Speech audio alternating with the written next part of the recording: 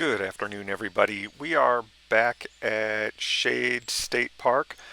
This time we're doing our Very Rugged Trail series. So this is supposedly Very Rugged Trail. I showed you the map. We are on Trail 2 at the Shades.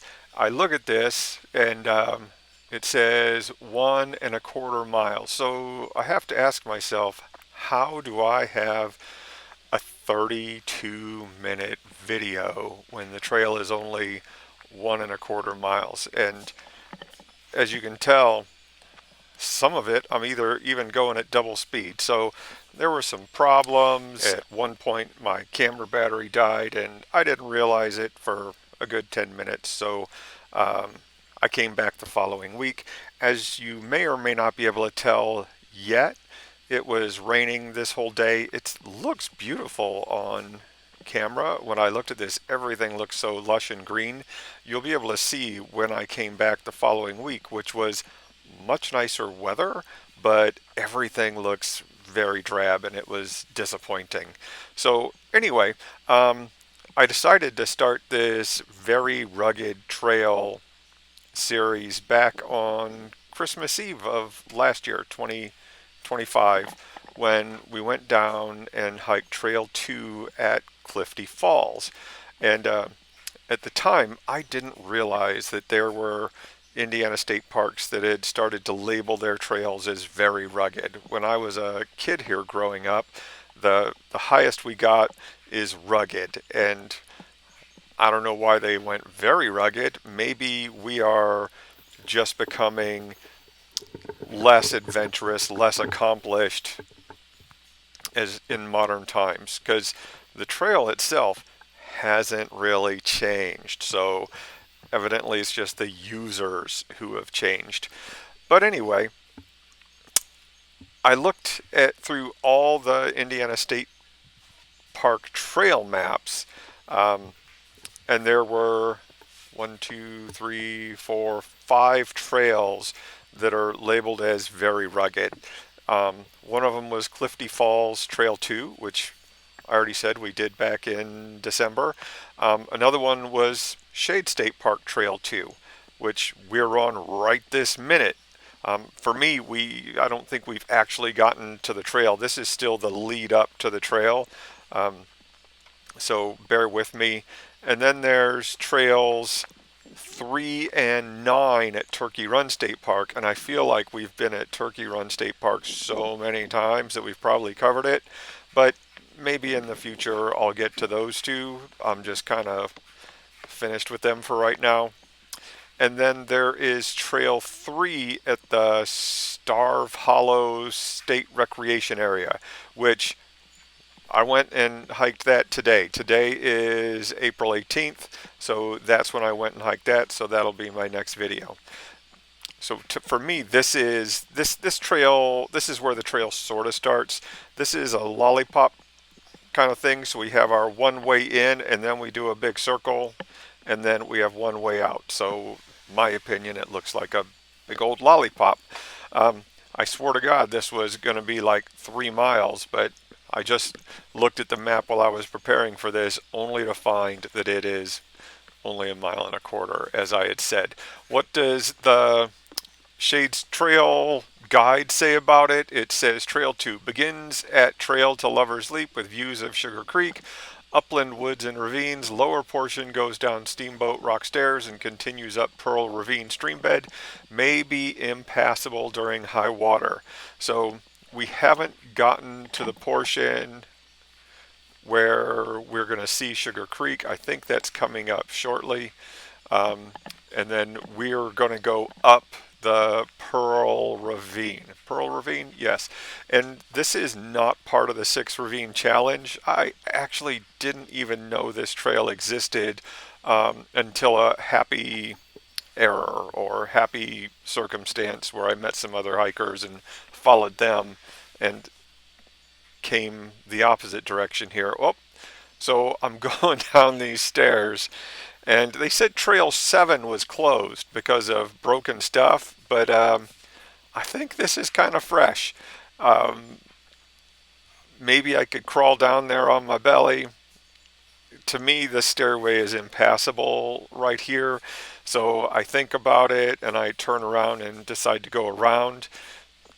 I came back the very next week to finish this, and you can see they had cleared the fallen trees away, so it was passable once again. But for this one, I, as I usually say, I don't recommend going outside the barriers, but I wanted to get down this trail today. Not a good excuse. It's actually pretty lame. I tried to stay as close to the stairs as I could so as not to do any damage to the unprotected portion of the park. And it was actually much steeper than I anticipated.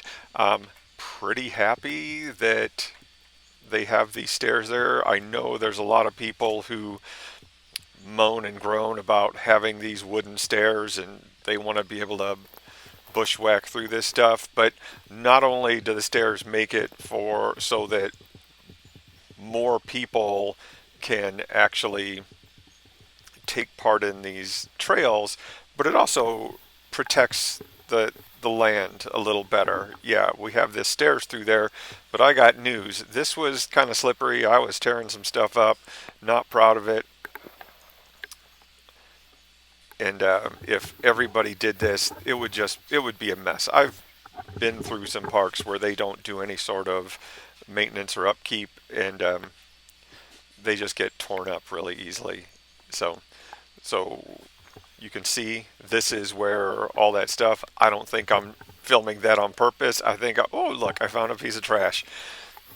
I think I'm just trying to get through here. Did I find it and then drop it? Yes, I did. I think on my second day here, I found a chapstick. Do I have to call it lip balm now? I don't know. I found a chapstick and I'm picking it up and it wasn't actually gripped in the grippers and I dropped it and it was never seen again. I have no idea where that thing went. So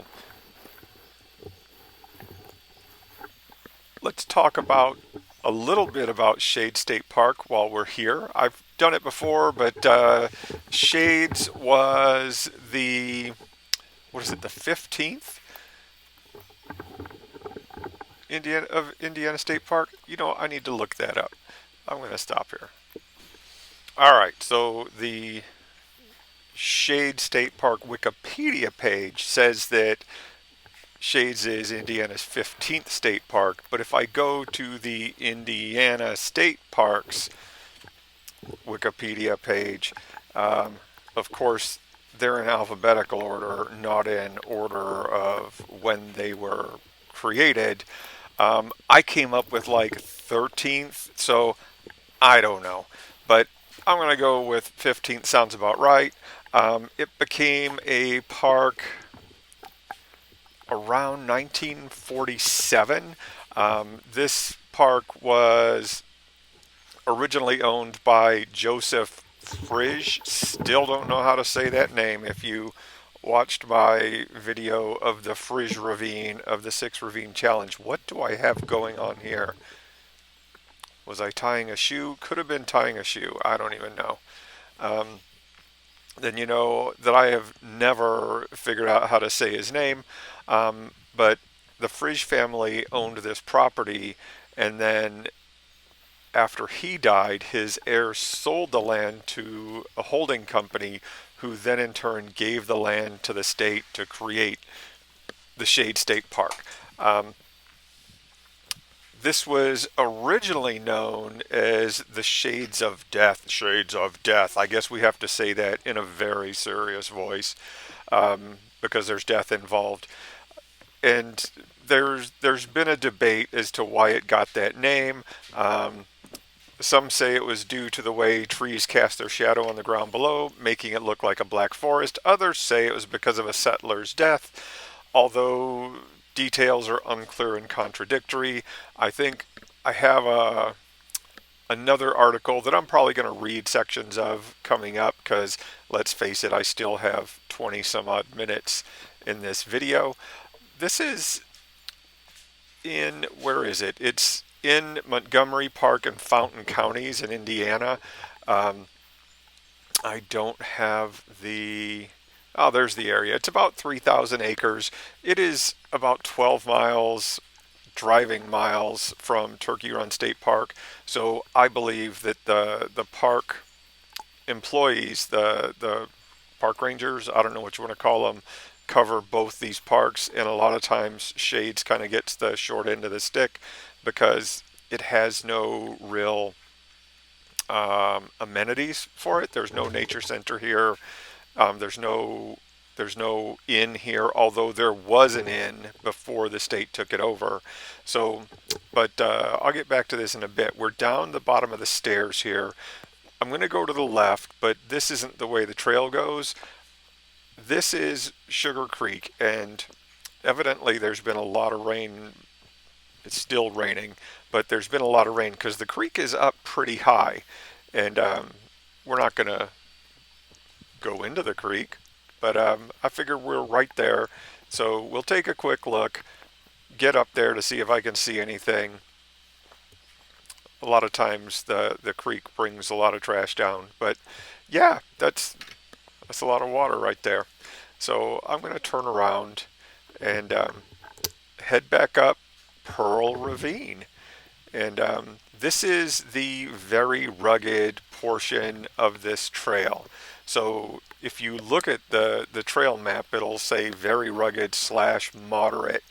And this section going up Pearl Ravine, and I'll say a little past that, is the very rugged portion. And do I look at my watch? At some point I was checking the distances on my watch, but I think that was after my battery cut out. The very rugged portion is not that long. I think it's less than half a mile. It certainly feels like longer than half a mile. Um, and we are hiking up this stream bed, creek bed, whatever you want to call it. And of course, there's a lot of down trees into it. Um, and it's pretty rocky and rough. And on this day, it's also pretty muddy. I think I was looking up at those trees that had fallen on the stairs to see if I get what they look like from down below on that one. And here's our sign for Pearl Ravine. So we could make the 7 ravine challenge and throw in Pearl Ravine as well, and then they'll give you an extra special sticker. They will not give you anything extra special. Don't believe a word I said about that. But I'm going to make my way up here. This is the same geology we get really around Turkey Run, any of this central Indiana stuff. It's going to be sandstone cliffs. There's probably some limestone underneath it because that's what the southern half of Indiana is built on. I think we talked about this before, but limestone is indicative of a warm, shallow sea.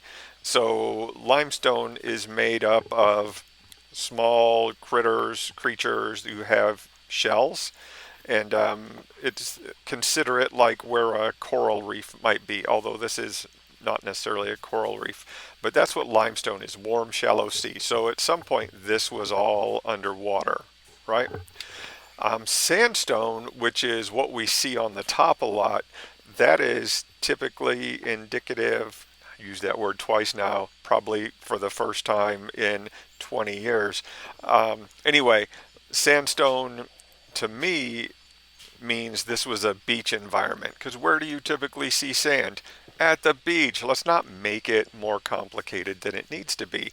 And sometimes you'll see layers that go from sandstone to um, shale or slate, and then back to sandstone, and then shale or limestone. And that's because the water level can vary, right? It can drop and raise. And so we said sandstone is the beach environment, limestone is a warm, shallow sea. Shale and slate is made up of very fine particles that stay suspended pretty well. So those are going to be deeper, calm water with not a lot of tide or current in them. So think of a still pool. That's where we get that kind of stone from. So there you go. That's going by memory. That's 20 years old, but I'm going to stand by it for now unless someone tells me I'm wrong. And then I'll say, well, you get what you pay for on this one. But anyway, so I'm getting up here and it's pretty rugged. Would I call it very rugged? I don't know. I guess that depends on what you're comparing it to. And it's like I said on Trail 2 of Clifty Falls. I've been on some trails that I would consider very rugged, um, and this does not hold a candle to them. But, you know, I don't know how they choose their trail rating system. Whatever. Um, where did I want to go next? I don't know. But while we're clawing our way up here, being very rugged, I felt like a very rugged person while I was climbing this, let me tell you. Um, at least I felt like I was getting super wet.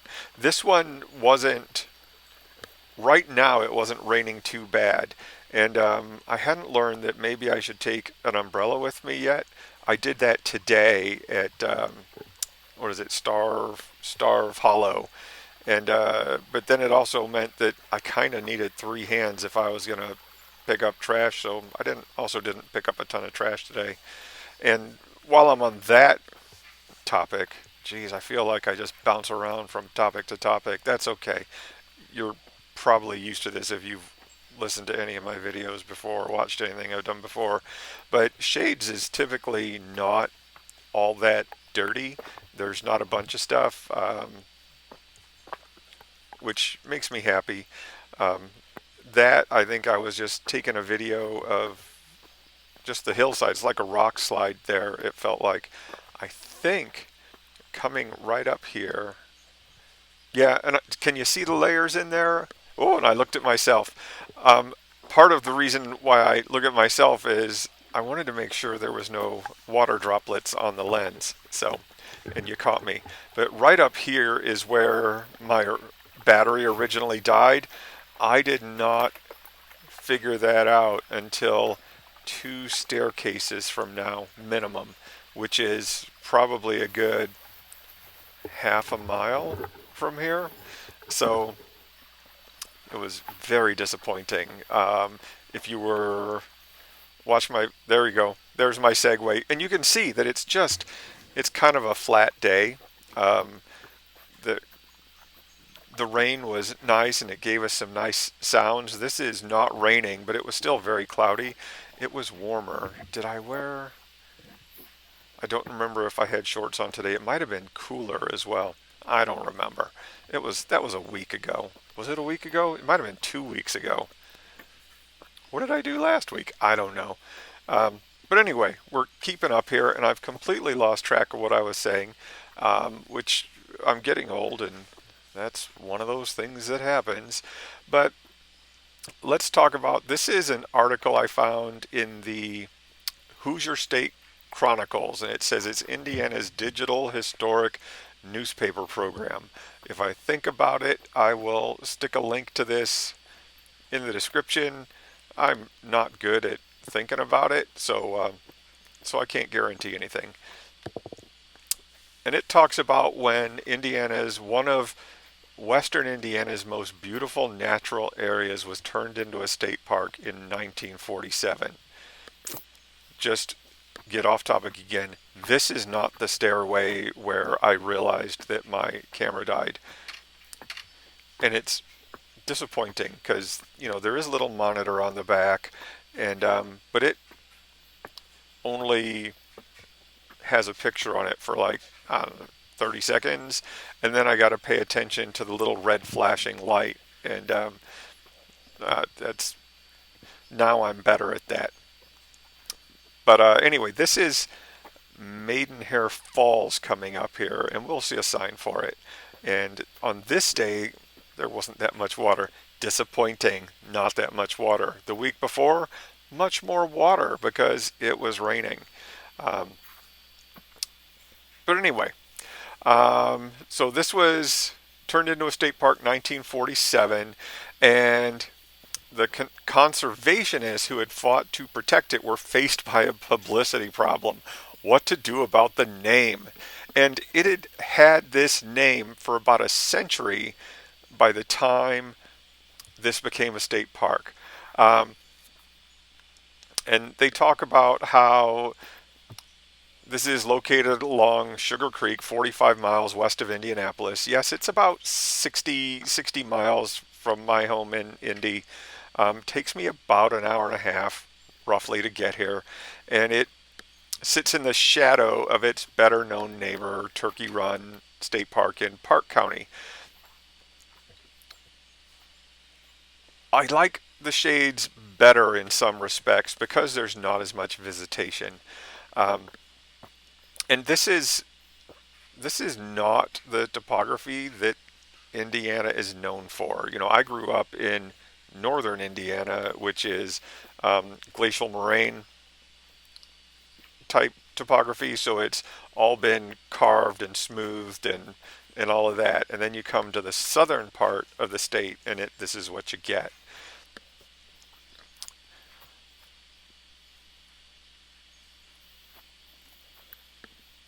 I don't know why most people go to Turkey Run and don't go to the shades. Um, the trails here are more difficult. Even pioneers avoided this area. And you can imagine there were easier places to homestead back in the 1800s. Um, and from sometime in the mid 1800s until 1947, this area was known as the Shades of Death. As I've already said, Shades of Death. Although the spot was a popular tourist destination as early as the 1880s, the name didn't seem to scare many visitors away. An unknown writer in July of 1888, the Indianapolis Journal suggested changing it to something less ominous. He continued, the popularity of the Shades of Death, one of Indiana's most beautiful summer resorts, would undoubtedly be greatly enhanced by a change of name. A man naturally hesitates before saying that he has sent his family to the Shades of Death, and does not find it altogether agreeable to be congratulated on his own safe return from there. It casts a chill over otherwise fascinating society notes to read of distinguished citizens who have gone down to the Shades of Death. And to be sure, they are heard of the next week as coming back, but the emotions which arise over their return are of this sympathetic sort that go out to those who have been to the gates of death. The Shades of Death should become the Indiana Eden or Montgomery County Paradise, or, being a Crawfordsville adjunct, the Literature's Retreat. Anything to relieve the gloom. So where did the name come from? In his Sugar Creek Saga from 1959, Montgomery County historian Theodore Gronert thought it came from the pioneers' morbid associations with danger lurking in the shades. Few settlers, in fact, came to this part of the county, yet one of those who did settle in the vicinity, an Irishman named Alexander Weir, reportedly chose the area because of its wild beauty. He was said to have named the spot on Sugar Creek where he lived Ballhinch, after his native village in Ireland. Others speculate that the name actually comes from a lost American name for the canyons along the creek. Miami and Shawnee bands are thought to have lived in this area just before European settlement. Though not well substantiated, there is a Potawatomi legend about a huge pitched battle against the Miami, an event that may have taken place on the steep terrain of Pine Hills and Shades in the 1770s, when these tribes fought each other for control of the Illinois prairies and part of the Wabash Valley. The legend alleges that nearly 600 warriors on both sides were slaughtered in these canyons, with only 7 Potawatomi living to tell the tale as the last 5 Miami scattered into the woods in defeat. So this is how you win a war.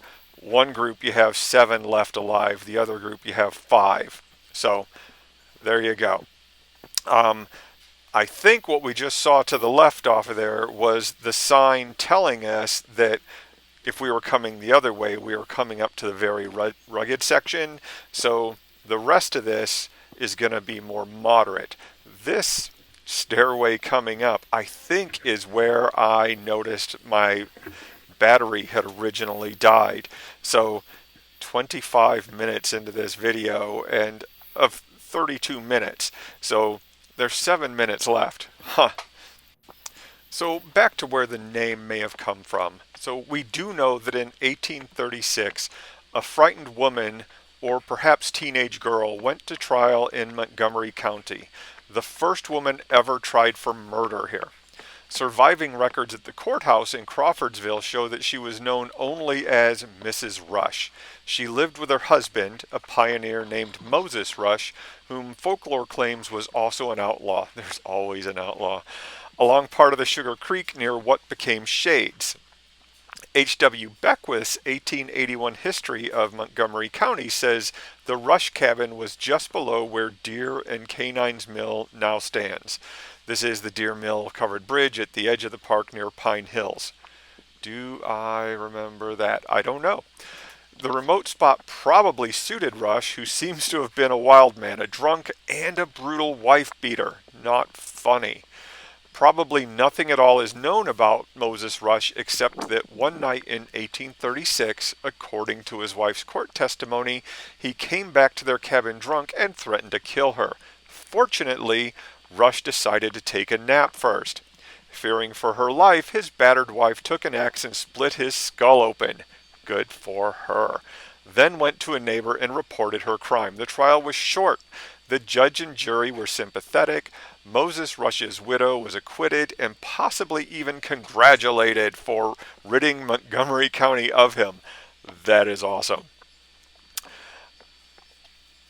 According to Virginia Banta Sharp's History of Waveland, the husband's body was buried near the house where he had lived, and on a tree by the grave was cut the letters Moses Rush, 1836. For many years the words could be seen, and much later a party of picnickers unearthed the remains and found the skull with a 3-inch deep cut in it. Oh my gosh. Another murder took place right outside the boundaries of the park back in 1865, as the Park County Republican reported on February 15th. This story, too, may have reinforced the murderous association with the name Shades of Death. Shades of Death.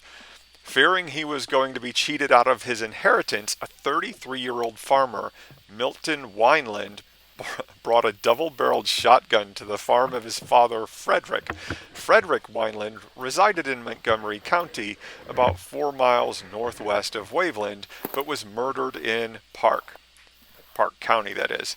The county line running between his house and the field in which he was at work. Milton inquired of his helpless mother where his father was, then went out in the field, hid behind a fence row, and shot his father and cousin dead.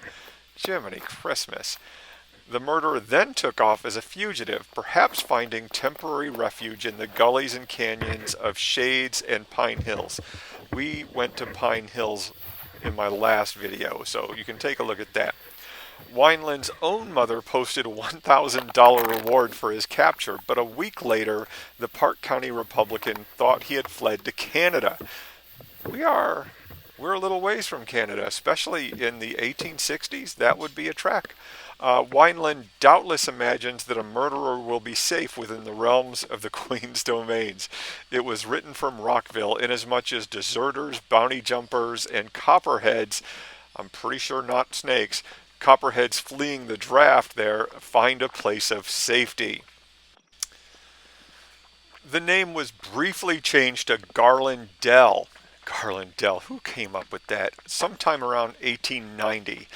However, the old name stuck. Hundreds of city folk came for outings, including members of the German Männerchor.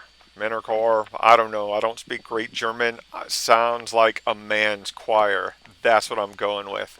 Um, Indianapolis Botanical Club, cyclists, all kinds of people. Indianapolis physicians had planned to build a sanitarium at the Shades around 1890, and there was even a push to connect it to an electric tram line serviced by the Vandalia Railroad. But obviously, that didn't happen. Shades of Death was mostly a happy place, but one last story from the turn of the century nearly led to a student's tragic end. In February 1903, a gang of 15 freshmen at Wabash College entered the Wells Club at the supper hour and kidnapped a member of the rival sophomore class, a student from Iowa named Andrew Thornell. Thornell was a captain of the Wabash College baseball team.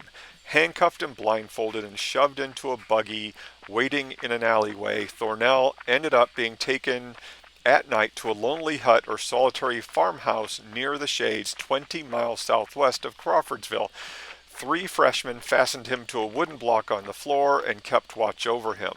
They must have fallen asleep, since he broke loose, jumped from a window, and struck out through the woods around Shades and Pine Hills. Exposed to the elements, the kidnapped student got lost and walked many miles before he found a farmhouse where someone offered him shelter and food. Um, he caught pneumonia that night and nearly died, leading Wabash College to investigate the prank. The sophomores escaped from captivity, made several state newspapers. His brutal treatment near the Shades of Death even appeared in Indianapolis German language Indiana Tribune. So we're getting to the end of this video here. You can see that there's history or supposed history behind the name of the park. But there's a lot of stuff that happened in the area. This is a rugged landscape, not as rugged as, for instance, the Rocky Mountains or something like that, but for the Midwest, there's a lot that goes on here. We're at the end of our hike here. This is where we're going back down the stairway, the stick of our lollipop. This is some trash I found on this hike the week previously. I can't believe someone brought a tin of kippers out here and then couldn't be bothered to get rid of the tin properly. They left it in the woods. I'm not even sure what a kipper is other than fish. I imagine it's similar to a sardine. I don't know. Anyway, if you made it this far, because this is kind of a long one for me, thanks for coming along. I hope you'll come to the next one when we talk about the Starve Hollow State Recreational Area, Trail 3. Anyway, thanks a lot. Talk to you next time.